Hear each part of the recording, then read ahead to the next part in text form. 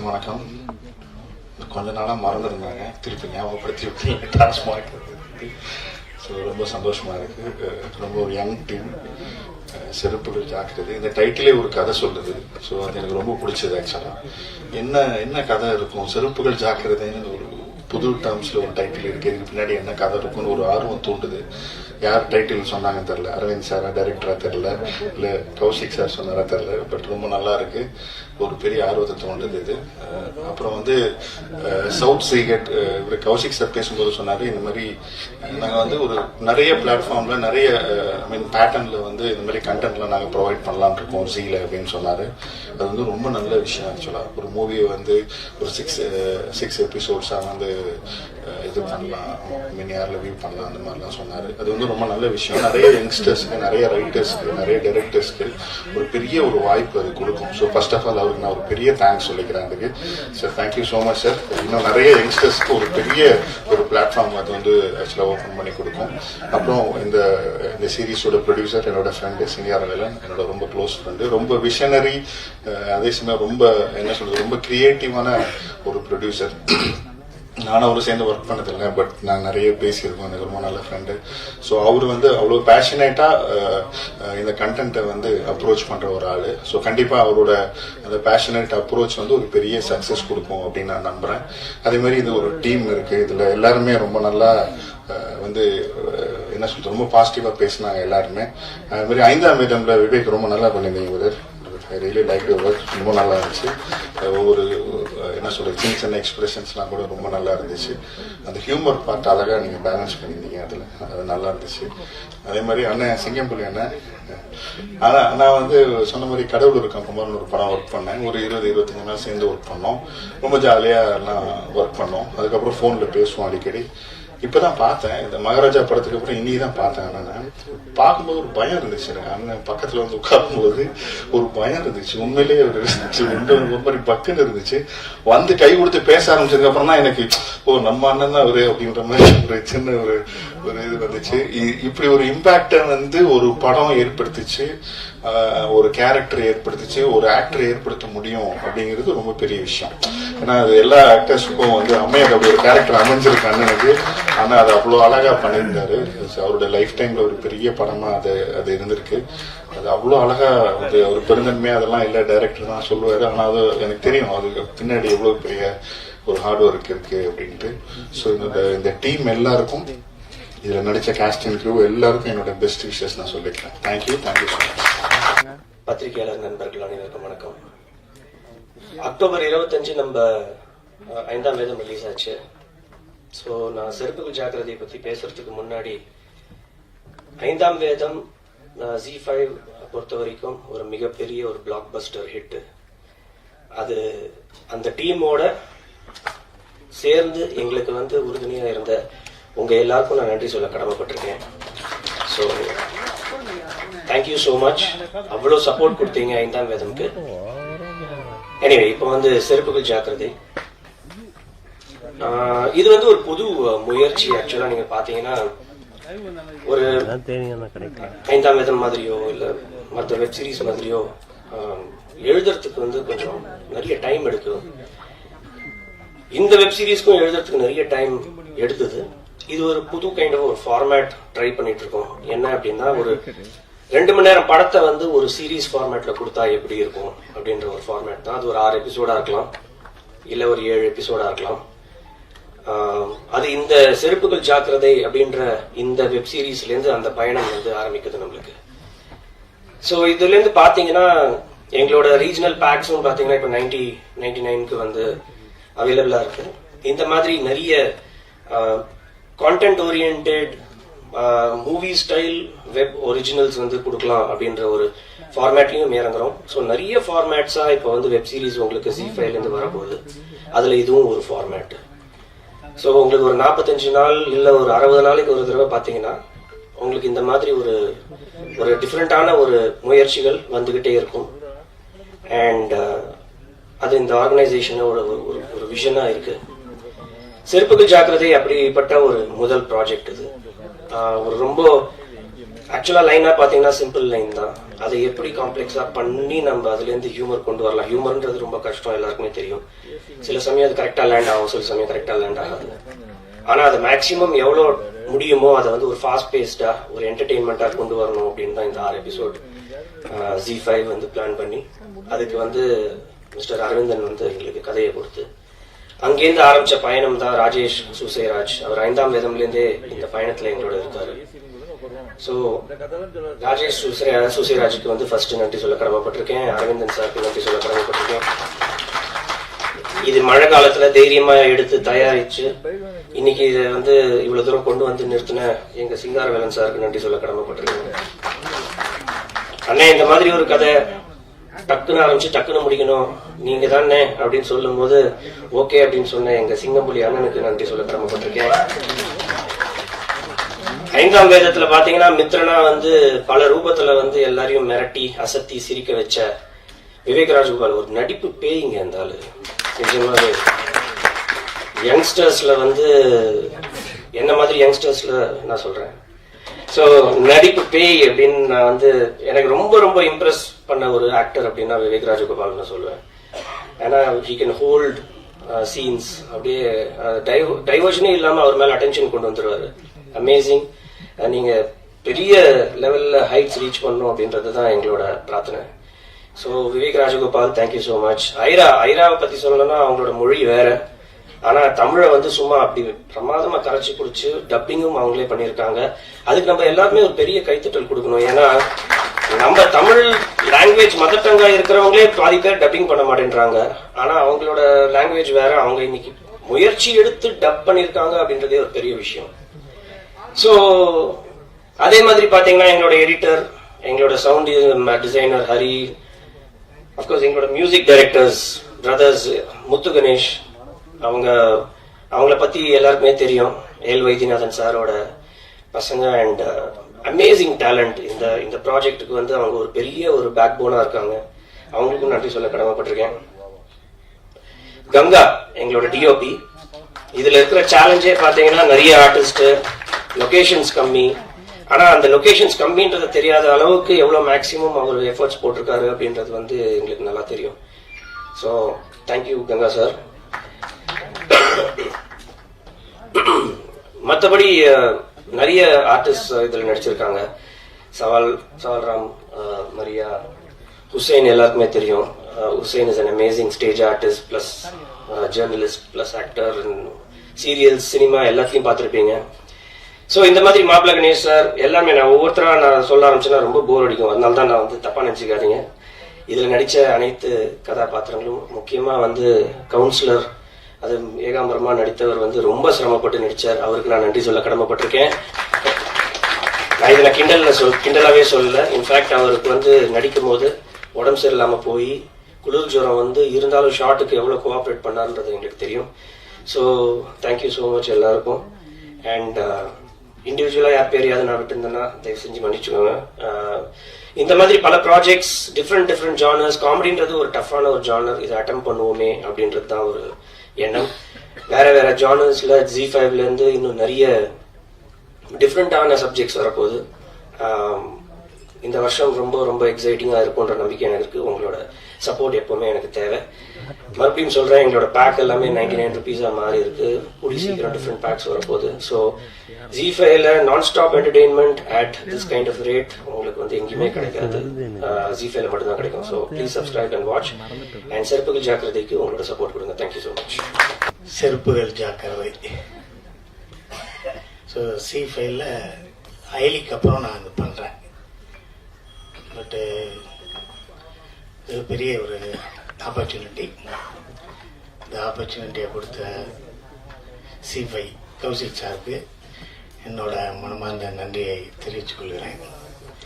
அதுக்கடுத்து தயாரிப்பாளர் சிங்காரவன் சாருக்கு, SS குரூப் அவருக்கு பெரிய நன்றியை சொல்லுகிறேன். டைரக்டர் ராஜேஷ் சூசை அவர்களுக்கும், சூசைராஜ் அவர்களுக்கும் என்னோட நன்றி. இந்த கதை வசனம் எழுதி ஒரு சிறப்பான ஒரு தொடக்கத்தை கொடுத்த எலிச்சூர் அரவிந்தன் சாருக்கும் என்னோட நன்றியை தெரிவிச்சுக்கிறேன். அதுக்கப்புறம் என் கூட நடித்தவங்க எல்லாத்தையும் பற்றியும் கொஞ்சம் பேசிடுவோம். ஃபஸ்ட்டு அந்த பயங்கர மழை இப்போ வருமா அப்போ வருமா, கீழ் எடுக்கு சுழற்சி மேல் எடுக்கு சுழற்சி, 7 நாள் மழை 6 நாள் மழை, பார்த்துருங்க, வெளியே போகாதீங்க, மேம்பாலத்தில் கார் நிப்பாட்டிங்க, காரை கீழே நிப்பாட்டாதீங்க, வெளியூர் போனவங்களாம் அங்கேயே இருங்க, அது அரிசி பருப்பெல்லாம் வாங்கி வச்சுங்க, பால் பாக்கெட் 7 வாங்கி வச்சுங்க, 14 வாங்கி வைக்காதீங்கலாம் ஒரு இடத்துல ஒரு 4 மாதத்துக்குள்ளே பேசியிருந்தாங்கல்ல. அப்போ படம் பண்ணலாம்னு ஒரு ஃபோன் ராஜா மகாராஜா அவர் எனக்கு ஃபோன் பண்ணி, இந்த மாதிரி சீஃபைல ஒன்று பண்ணலாம், மழை பெய்யுது பரவாயில்லண்ணே, இல்லை பால் பாக்கெட் 6 வாங்கினேன் 7 அண்ணே வாங்கினே போகலாம் அப்படின்னு சொல்லி அதுக்கப்புறம் இருந்து அன்னைக்கு எழுச்சியூர் ஆரம்பிச்சோன்னா ராஜேஷ் சாரும் வீட்டுக்கு வந்து பண்ணலாம் அப்படின்னாங்க. சரி பண்ணலாம் அப்படின்னா சரி பண்ணலாம், எப்படி பண்ணலாம், அந்த ரைட்டர்கிட்ட பேசிட்டு இருங்கண்ணே வந்து ஒரு 10 நிமிஷம் இருந்துட்டு ராஜேஷ் போயிட்டாரு. இப்போ இன்னும் பயங்கர ஃபாஸ்டான கதையாக இருக்கே அப்படின்னு நினைச்சேன். அப்புறம் தான் நான் 4 போலீஸ் நல்லா இருந்த ஊரும் பண்ணேன். ஒரு டைரக்டர் கிருஷ்ணான்னு அவர்கிட்ட இருந்திருக்காரு, நாகா சார்ட்ட இருந்திருக்காரு அப்படின்னு அவரை பற்றியெல்லாம் இருந்து அதுக்கப்புறம் நாங்கள் ஒரு 1.5 hour அரவிந்த் சார் நானும் அவரும் பேசணும். அவர் கூட ஏன் பேசவே வேண்டாம், அவர் பேப்பரில் எழுதி கொடுத்து கீழே போட்டாலே அது தங்க எடுத்தாலே சூப்பராக ஷூட் பண்ணி கொடுத்துருவாப்புல, கோடு போட்ட மாதிரி இருக்கும். நான் எல் சார்ட்டை ஒர்க் பண்ணும்போதே அவரை பற்றி எனக்கு அவ்வளோ நல்லா தெரியும். என்னோட மனோநத்தி பற தேசிங் ராஜா அந்த படங்கள் எல்லாம் அவங்களோட எவ்வளோ கான்ட்ரிபியூஷன்ஸ் எல்லாம் இருந்துச்சுன்னு எனக்கு நல்லா தெரியும். பேசியிலே அவ்வளோ சிறப்பாக காமெடியாக பேசிகிட்டு இருப்பார். இன்னும் எவ்வளோ கதைகள் வச்சுருக்காருன்னே தெரியல. அந்த ஒரு ஏரியாவில் ஒரு கதை இருக்குது, இந்த ஒரு ஏரியாவில் இருக்குது, அப்படி இருக்குது இப்படி இருக்குது அப்படின்னு சொல்லிக்கிட்டே இருப்பார். ஸோ அவரோட திறமைக்கு இன்னும் பெரிய உயரத்தை அவர் தொடரணும் அப்படின்னு நான் வேண்டிக்கிறேன். அப்புறம் ஃபஸ்ட்டு இந்த தயாரிப்பாளர் நம்ம தயாரிப்பாளர் SS குரூப் சிங்கரவலன் சாருக்கு இன்னும் கொஞ்சம் சரியாக பேச தெரியல. என்ன பேச தெரியலன்னா டக்குன்னு போனோம், ஒரு 3 மாதத்தில் எடுத்துட்டோம், அப்படி ஒன்றும் சிரமம் இல்லாமல் எல்லாம் சப்போர்ட் பண்ணாங்க. அப்படி பேசக்கூடாது சார், நாங்கள் இந்த கதையை சிங்கப்பூரில் இருக்கையில் கொஞ்சம் டிசைட் பண்ணோம். அப்புறம் இங்கே அப்புறம் எல்லா ஆர்டிஸ்டையும் நாங்கள் ஃபார்ம் பண்ணவங்களே எங்களுக்கு 7 மாதம் ஆயிடுச்சு.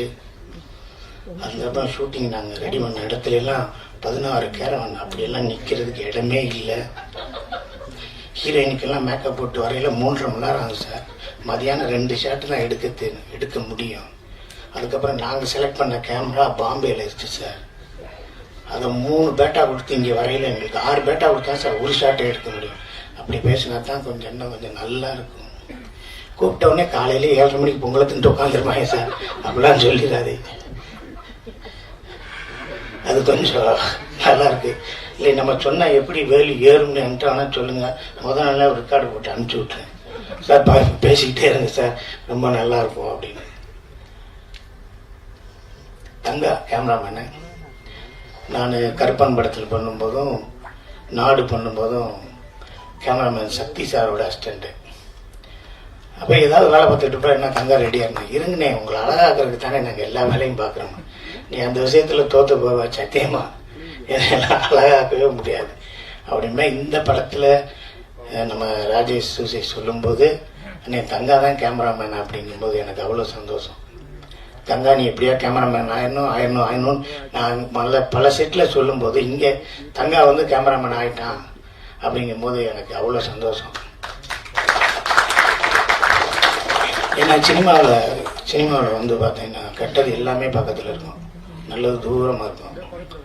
அவனுக்கு நல்லதும் சரி கெட்டதும் சரி எல்லாம் பக்கத்தில் இருந்தால் ஒன்று தொட மாட்டான்.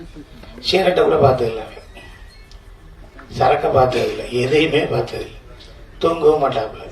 இன்னும் கொஞ்சம் நல்லா சாப்பிடுவேன், ஒரு 6 புரோட்டா அது மாதிரி. அவ்வளோதான், அந்த அளவுக்கு ஒரு நல்ல கேமராமேனு. அவர் இன்னும் உயரங்கள் இருக்குது, நீ வந்துக்கிட்டே இருக்கணும் அப்படிங்கிறது தான் என்னோட ஆசை. அடுத்து ஹீரோ அப்பா பையன் ராஜேஷ் சொல்லிகிட்டே இருந்தாப்புல, என்ன அப்பா பையன் யாரியா அப்படின்னு விவேக்க கொண்டு வந்து காமிச்சாங்க. சத்தியமாக சொல்லியா இப்படியெல்லாம் என்ன கலராக புள்ள வரக்குவேன், என்ன கலராக இருக்கேன், அங்கே பக்கத்தில் ஒரு கம்பி இருக்கும். அந்த கம்பிக்கு பக்கத்தில் நான் ஒரு சின்ன வயசுல இல்லை, காலேஜ் படிக்கும்போது ஒரு பிள்ளைய லவ் பண்ணேன். கவிதாட்ட கேட்டு இன்னும் நிறையா இருக்கவங்க. ஒரு பிள்ளைய லவ் பண்ணேன். அந்த பிள்ளை செவத்த பிள்ளை. அந்த கம்பியை பிடிச்சி அப்படி நின்றுச்சு. நானும் பின்னாடி போய் அந்த பிள்ளை கம்பியை பிடிச்சி அதை பின்னாடி அப்படி நின்றுக்கிட்டே இருந்தேன். சாங் ஓவர்லாப்பு வளையூ செய்கலகலன்னு கவிதைகள் படிக்கிறது குழு தண்டல் காற்று அப்படியே போயிட்டே இருக்கும். அந்த பிள்ளை கையை பார்த்து என் கையை பார்த்துச்சு. ஒன்று எதுக்கு அந்த பிள்ளை கையை பார்த்து என் கையை பார்த்து நினைச்சேன். அந்த பிள்ளை கை சக்கச்சவே இருந்துச்சு. என் கை கண்ணகரையே இருந்துச்சு. அப்போ கையை விட்டுட்டு பேக் சீட்டு வழியா ஏறி இறங்கி ஓடன வேண்டாம். நான் புரியுதுங்களா அவங்களுக்கு? இவ்வளோ ஒரு கலரான பிள்ளைய போய் நம்ம போய் லவ் பண்ணுறோன்னு வரட்ட முடியுமா? இல்லை போய் அந்த பிள்ளைய போய் கட்டுப்படுத்த முடியுமா அப்படின்னு. அது மாதிரி எனக்கு விவேக் வந்து செவத்த பிள்ளை. சரி, அதுக்கப்புறம் என்னன்னா இந்த சீரியல்ஸு இதில் எல்லாம் நடித்தவங்க எப்படி பண்ணுவாங்க, இதில் எப்படி இருக்கும், கரெக்டாக இருக்குமா அப்படி இப்படிங்கிறதெல்லாம் எனக்கு மனசுக்குள்ளே ஓடும். ஆனால் சூப்பராக பண்ணிட்டேன், நல்லா பண்ணீங்க. ஆமாம், நல்லா பண்ணிட்டீங்க. ஒரு நாள் சொன்னார், சொல்லும்போது இல்லை உண்மையிலே நான் அப்பா புள்ள அந்த பாண்டிங் நல்லா இருக்கு, சூப்பராக இருக்கு, எனக்கே ரொம்ப ஹாப்பி அப்படின்னு அன்னைக்கு நைட் சொன்னார். மறுநாள் காலையில் கேட்டேன், நீங்கள் சொன்னது இன்னொரு தடவை சொல்லுங்கன்னு. நான் இப்போ சொன்னேன் அப்புறம், ஏன்னா முதல்ல நைட்டு அவர் இருந்த பொசிஷன் நாங்கள் இருந்த பொசிஷன் அதனால இப்பயும் எங்கேயா வெளியே பார்க்கல நம்ம காம்பவுண்ட் நல்லா இருக்குன்னு சொல்லியிருந்தேன். இல்லை எப்போ சொன்னேன் இதை போய் சொல்லிட்டேனா அப்படிலாம் நீங்கள் எதுவும் சொல்லிடுறாங்க. சீரியலில் நடிப்போம், எல்லாம் பண்ணுவோம். அப்போ வந்து ஒரு ஃபோட்டோ எடுங்க, என் செல்லு சரியில்லை அப்படிம்போம் கூட நடிக்கிற லேடிஸ்கிட்ட. அப்போ என்ன அவங்க நம்பர் வாங்குறதுக்கு அவ்வளோ ஒரு கேவலமான எண்ணம். உங்கள் போட்டோவில் எடுங்க, உங்கள் கேமரா நல்லா செல்லு, அதில் எடுத்து எனக்கு அனுப்புங்க, இல்லை நம்பர் வந்துடுங்களா. அப்படி வந்து உங்கள் போட்டோவில் எடுத்து அனுப்புங்க அப்படின்னு சொல்லி ஐராட்ட சொன்னேன். ஐராவும் எடுத்து அனுப்பிச்சிருச்சு. அதுக்கப்புறம் எனக்கு நீங்கள் நம்பவே மாட்டீங்க, இன்னைக்கு காலையில் கூட C5ல சொல்லிச்சு ஆஃபீஸில், ஏன் நான் ஃபோன் பண்ணால் எடுக்க மாட்டேறீங்க, ரொம்ப தேங்க்ஸ்ப்பா. ஆமாம், பொழுதுனைக்கு ஏன் பண்ணுறீங்க அப்படின்னு கேட்டு இப்போ ஏன் நீங்கள் ஃபோன் பண்ண மாட்டேறீங்கன்னு கேட்கும்போது எனக்கு ரொம்ப சந்தோஷமா இருக்கு. ஃபர்ஸ்ட் ஆஃப் ஆல் நான் ரொம்ப சந்தோஷமா இருக்கேன், இன்னைக்கு என்னோட வெப் சீரிஸ் லான்ச் ஆயிருக்கு. So I hope every one likes it. So first of all Z5க்கு ஒரு பெரிய தேங்க்ஸ் சொல்ல விரும்புகிறேன். Z5 Kaushik sir, thank you so much. And my producer sir, thanks a lot. அதெல்லாம் தாண்டி director sir, thanks a lot, because அவர் okay சொன்னாதானே. So I want to say thanks to every one, but there are few people, சில பேரை நான் ஸ்பெசிபிக்கா thanks சொல்ல விரும்புறேன். அதுல ஃபர்ஸ்ட் வருது என்னோட co-star Vivek. Okay, so he was so far இத்தனை வருஷம் நான் நடிச்சதுல ஐ திங்க் இவ்ளோ ஜாலியா இருந்தது இல்ல. இந்த டீமே இவ்ளோ ஜாலியான team. Mainly my co-star, because he kept me happy all the time. He's a very fun-filled and very funny person. He's very amazing, I must say. And Singampuli sir, I don't think நான் அவங்கள பத்தி சொல்லணும்னு அவசியமே இல்லை. I'm very happy that I worked with him. அவர் கூட வந்த combinations எல்லாம் I was like really happy. ரொம்ப ஜாலியா இருந்தது. And Manoj Anna, you're there? Yeah, he's the associate director. And ஆனா ஆக்சுவலி எனக்கு கொஞ்ச நாள் வரைக்கும் அவர் அசோசியேட் டைரக்டர்னு தெரியல. ஆல்வேஸ் வந்துட்டு இது ரெடியா அது ரெடியா, he was always busy all the time. So நான் யோசிச்சுட்டு இருந்தேன், யார் இவரு இவ்ளோ இதுவா இருக்கிறாரு அப்படின்னு. அப்புறமா later on I asked people who is he. Then I came to know he's a associate director. But actually our associate director மாதிரியே இல்ல. He was like a family member. So if I'm hungry, எனக்கு பசிச்சாலும், like if anything, I have any problem, I go to Manoj Anna. So he's a very sweet person. And when I come to Rajesh sir, enna solradhunu theriyala, one of the most creative directors I can say. Romba creative sense jaasti. And and konja kuda na director அப்படிங்கற ஒரு திமிரு. I think he had worked in Bollywood, if I'm not wrong. Sir, if I'm not wrong, he's worked in very big movies in Bollywood. So அந்த ஒரு கொஞ்சம் கூட அந்த திமிரு இருக்கும் பாத்தியா, திமிரு, அந்த ஒரு கோவம், ஒரு ஆட்டிடியூட், ரஃபா இருப்பாங்க, அந்த மாதிரிலாம் கொஞ்சம் கூட இல்ல. ஓகே, நானே சஜஷன் சொன்னாலும் I'm like you know new to this, but நானே சஜஷன் சொன்னாலுமே ஏத்துக்கிற ஒரு person. So director sir is amazing, amazing. As a human, as a director, on the whole he is amazing. Rajesh sir, so happy to have worked with you. And வேற யார் I want to say about all my co-stars. There is this lady, beautiful lady, Devika. Okay, Devika, please show yourself. She is one person எல்லாரையுமே encourage பண்ணிட்டே இருக்கிறாங்க. If I am low, அவங்க வந்து என்ன encourage பண்ணி எங்க போனாலும் she is one person who keeps encouraging everyone. There is Roslyn who always keeps making herself better. She's always grooming herself, and she's like, okay, நேத்தோட நம்ம இன்னைக்கு கொஞ்சம் பெட்டரா பண்ணோம். So she's always correcting herself, improving herself. So I got to learn a lot. There's another lady director here, Manju. So yeah, so she's also so everyone, men's patina, and I don't know the names, I'm so sorry, but everyone on the whole, the team was so much fun. Manohar sir is missing here, so I'm like Manohar sir was a great support, and if I have missed someone, I'm really sorry. Also I want to mention my cameraman sir, Ganga sir. என்ன வந்துட்டு ஒவ்வொரு சீனுக்கு அப்புறம் அவர்கிட்ட போய் நின்னுடுவேன். I said, "மா நல்லா இருக்கு, don't worry, மா நல்லா இருக்கு, don't worry, it's good. So அந்த ஒரு விஷயம் தான் okay, that made me do better every time. And who else have I missed? Nobody. And definitely நான் வந்துட்டு மியூசிக்கை பத்தி கேட்டேன் டிரெக்டர் சார்ட்ட. அவர் சொன்னா வரும்போது பாருமான்னு சொல்லி. So today when I'm seeing it, trust me, music has given life to the series. More than anything, the music has given life to the series. And thank you everyone, thank you Z, thank you Kaushik sir, thank you everyone, press and all my friends who are present here, thank you. இந்த project முக்கியமா நான் பண்ணதுக்கும் of course இவங்க எல்லாருமே ஒரு காரணம், but முக்கியமான ஒரு காரணம் வந்து ஐந்தாம் வேதம் பாத்தீங்க இல்லையா, அதோடைய associate director my darling Rajesh sir. இந்த படத்துடைய டைரக்டர் ராஜேஷ் சாருக்கு முதல்ல நன்றி. ஏன்னா சார் சொன்ன மாதிரி நாங்க ஒரு ட்ரிப் போயிருந்தோம் கும்பகோணம்க்கு ஐந்தாம் வேதம் முடிச்சதுக்கு அப்புறம். அப்போ நம்ம எல்லாம் டிஸ்கஸ் பண்ணுவோம், ஒவ்வொரு ஸ்பாட்டுக்கு போகும்போதும் நம்ம நினைப்போம் இல்லையா, நெக்ஸ்ட் யார் என்ன பண்ண. ஒரு ஆர்டிஸ்ட்னா டைரக்டர் ஓகே, இன்னொரு கோ டைரக்டரோ அசோசியேட்டோ அசிஸ்டன்ட் டைரக்டர் சொல்லிட்டு கேட்போம், நெக்ஸ்ட் என்ன நீங்க பண்றீங்க, யாரா நம்மளுக்கு கதை சொல்லுவாங்களா, எப்பவுமே ஒரு ஆசை இருக்கும். அந்த மாதிரி இவர் ஏகப்பட்ட விஷயங்கள் என்கிட்ட ஷேர் பண்ணியிருக்காரு. ஒரு தருணம் வந்தது இவருக்கு ஒரு ஸ்கிரிப்ட் பிச் பண்றதுக்கு. அந்த பிச் பண்ணும்போது எப்பவுமே டைரக்டர்ஸ் கொஞ்சம் பயமா இருக்கும், ஒரு ஆர்டிஸ்ட் கிட்ட சொல்லும்போது எங்கடா இவன் சான்ஸ் கேட்டுற போறான் அப்படின்னு. சோ அந்த தயக்கம்லாம் இல்லாம எப்பவுமே என்கிட்ட ஷேர் பண்ணுவாரு. நான் சொன்னேன் ஒரு ஸ்கிரிப்ட் ஒண்ணு, அதுல கொஞ்சம் வயசு அதிகம் இந்த ஆக்டருக்கு. நான் என்கிட்ட சொல்றது கொஞ்சம் தயங்கினாரு, பட் ஸ்டோரி சொல்ல ரொம்ப இன்ட்ரெஸ்டிங்கா இருக்கு. நான் சொன்னேன் சூப்பரா இருக்கு, இது போய் பிச் பண்ணுங்க டார்லிங், இதுல நீங்க முதல்ல பண்ணுங்க, நம்ம ஒர்க் பண்ற ஒரு டைம் வரும், அப்ப நம்ம கண்டிப்பா பண்ணலாம். அவர் சொன்னார் எனக்கு ஆப்பர்ச்சுனிட்டி வந்தா என்னால முடிஞ்சா நான் கண்டிப்பா உங்களை கூப்பிடுவேன். அப்படி ஒரு ஆப்பர்ச்சுனிட்டி வரும்போது என்ன கூப்பிட்டாரு. ரொம்ப நன்றி டார்லிங். ஏன்னா இது ஜஸ்ட் ஆரம்பம் தான், எனக்கு தெரியும் how tough it was to shoot. So thank you so much director sir. இன்னும் மேலும் எக்ஸ்ட்ராடினரியான ப்ராஜெக்ட் நீங்க பண்ணணும், this is the start. So thank you all. செருப்புகள் ஜாகிரதை. ஒவ்வொரு முறையும் ஒரு விஷயம் பண்றதுக்கான ஒரு ஆப்பர்ச்சுனிட்டி கிடைக்கும் போது ஒரு ஹோல் ஹார்ட்டடா தான் பண்றது. ஸோ இது ஒரு வெப் சீரிஸ், இது ஒரு ஷார்ட் ஃபிலிம், இது ஒரு ஃபிலிம் அப்படிலாம் இல்லை. எங்களை மாதிரி ஆர்டிஸ்ட்க்கு வந்து மேலும் ப்ராஜெக்ட்ஸ் வர்றதுக்கு நீங்க சப்போர்ட் பண்ணணும். அட் சேம் டைம் நல்ல ரைட்டர்ஸ், நல்ல டீம் அமையணும். அந்த மாதிரி அமைஞ்சுக்கிட்டே வருது. ஐ ஹோப் ஒவ்வொரு ஸ்டெப்பும் ஃபெதரா நான் பாக்குறேன். சப்போர்ட் பண்ணிட்டே போங்க. நாங்க என் சைட்ல இருந்து பெஸ்ட் கொடுத்துட்டே இருக்கேன். அதுக்கான 180% பண்றதுக்கு நான் ரெடியா இருக்கேன். So thank you so much. Thank you.